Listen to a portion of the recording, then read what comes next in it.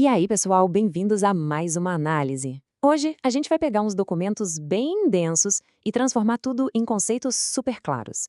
O nosso foco é um texto clássico que, vamos falar a verdade, acaba sendo muito mal compreendido ou totalmente tirado de contexto por aí, tanto pela cultura secular quanto dentro de grupos religiosos.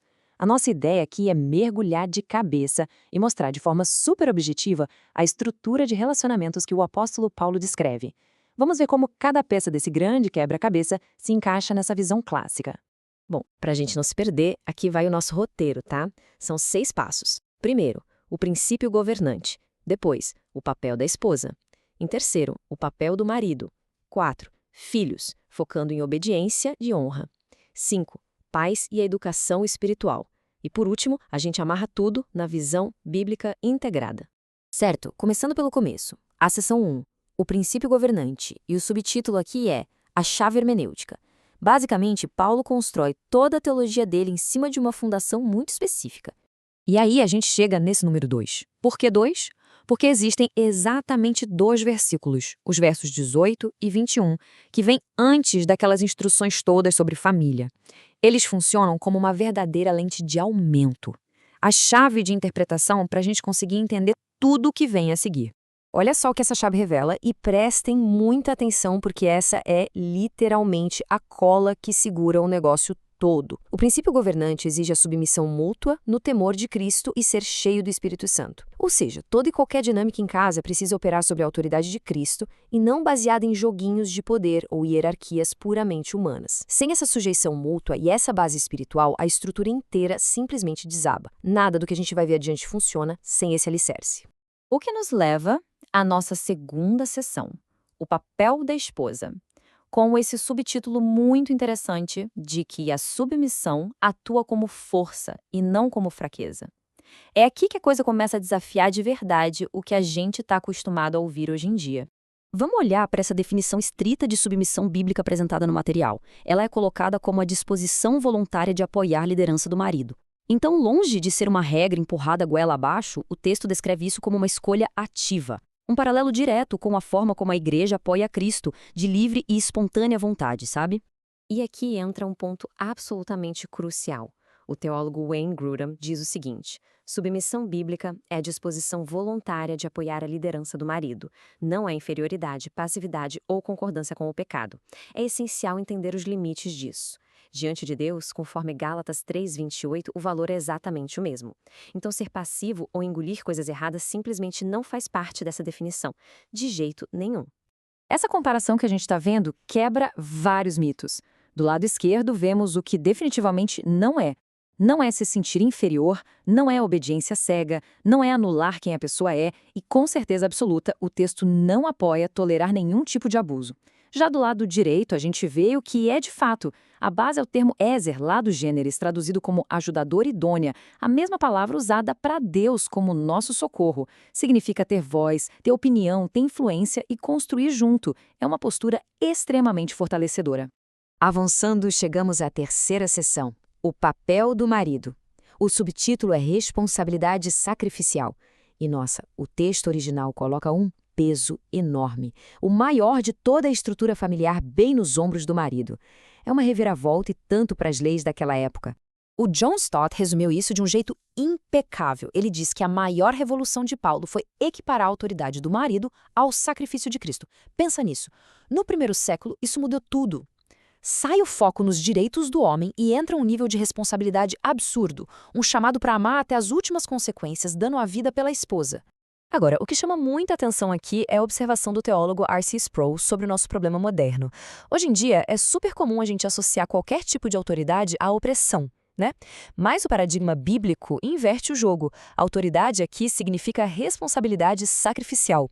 O marido não está ali para ser um tirano. Ele tem o dever de ser um servo diante de Deus, encarregado de cuidar, nutrir e proteger a casa. Mas na prática, como é que isso funciona hoje? Exercer a liderança não é ser o chefe mandão. Liderar nesse modelo é ser o primeiro a abaixar a guarda e pedir perdão numa briga. É ser o primeiro a levantar para servir o pessoal em casa. E, literalmente, é ser o último a ir dormir. Tipo quando o filho está com febre de madrugada e o marido fica acordado para garantir que o resto da família consiga descansar. É o famoso morrer para si mesmo na rotina diária. E só para cravar essa ideia, dá uma olhada no que o Gary Smalley, um psicólogo muito respeitado, pontua. O homem que grita para ser respeitado já perdeu o respeito. Fica claríssimo, gente, que qualquer atitude dominadora, abusiva ou agressiva é quebrar a regra de ouro do texto. A autoridade sacrificial nunca se impõe no grito ou no medo, é tudo na base do serviço contínuo. Mudando um pouquinho o foco, vamos para a seção 4, filhos, obediência e honra. Aqui a gente sai do casamento e entra no que é esperado das crianças nesse ambiente, o famoso duplo mandamento que norteia a resposta à autoridade dos pais. O James Dobson traz uma sacada brilhante pra gente aqui. Ele fala: obediência se ensina na infância, honra se conquista na vida adulta. Filhos obedecem por disciplina, eles honram por relacionamento. Dá pra perceber a diferença? A obediência é meio que uma fase forjada lá no começo. A honra é muito mais profunda e é o resultado de uma conexão cultivada com o tempo. E isso ilustra bem demais a transição que o texto propõe. Na esquerda, a gente vê a obediência ligada à infância, aquela fase de dependência que exige uma resposta imediata e disciplina externa. Mas, na direita, temos a honra como um princípio permanente que vai muito além da infância. Mesmo depois de adulto e independente, o chamado para respeitar e ter gratidão pelos pais continua valendo. E trazendo isso para o nosso século, honrar os pais hoje pode ser simplesmente guardar o celular quando se está na mesa jantando para ouvi-los com respeito. É não ficar lavando roupa suja da família nas redes sociais, protegendo a dignidade do lar, sabe? E claro, o teste final disso é valorizar e cuidar deles com carinho quando chegarem na velhice. Indo para a nossa seção 5, pais, e o foco é educação espiritual. O subtítulo diz Discipulado no lar. Assim como tem muita cobrança para o marido, o texto também impõe limites super estritos para a autoridade dos pais. A ordem é que o poder na casa tem que ser redentivo, focado mesmo no ensino diário. O apóstolo Paulo é super direto no que ele proíbe. Ele fala sobre não provocar os filhos à ira. E o que isso significa na prática? São atitudes que esmagam os filhos emocionalmente. Uma criação super autoritária, cheia de críticas, com aquele favoritismo chato, pais ausentes emocionalmente ou exigindo coisas impossíveis. Tudo isso gera ressentimento e é considerado uma quebra grave do papel dos pais. Em contrapartida, olha o conceito do Joel Bick sobre o modelo ideal. Ele diz que o lar é o primeiro seminário da criança. É a ideia de que os pais não estão ali só para dar comida e roupa. Eles são os pastores principais da família. A escola e a igreja ajudam muito, lógico, mas o DNA espiritual verdadeiro, mesmo, é transmitido ali, na mesa de jantar, na convivência. Teólogos como Calvino e Paul David Tripp batem muito nessa tecla. O objetivo não é só controlar o comportamento da criança, mas pastorear o coração dela. Falando de forma prática, é orar junto, cultivar aquele tempo de ensino em casa e, talvez o mais desafiador, ter a humildade de pedir desculpas para o filho quando você erra como pai ou mãe. É demonstrar graça e verdade todo santo dia.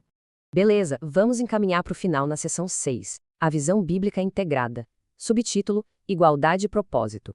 Vamos juntar todas essas peças agora e ver como aquele princípio governante do começo amarra tudo. Para resumir a ópera, dentro dessa estrutura teológica, a regra é o valor igualitário diante de Deus. Papéis diferentes, mas super complementares. Ninguém maior, ninguém é melhor ou inferior. E, não dá para esquecer, é uma engrenagem que só roda direito se tiver a mediação do Espírito Santo e aquele compromisso genuíno com a submissão mútua lá da primeira sessão. E para a gente fechar essa análise profunda, fica aqui uma reflexão provocativa. Se a nossa sociedade moderna adotasse, de fato, esses papéis baseados puramente na submissão mútua e no serviço de sacrifício, acabando com o egoísmo em casa, como isso transformaria as nossas comunidades de verdade?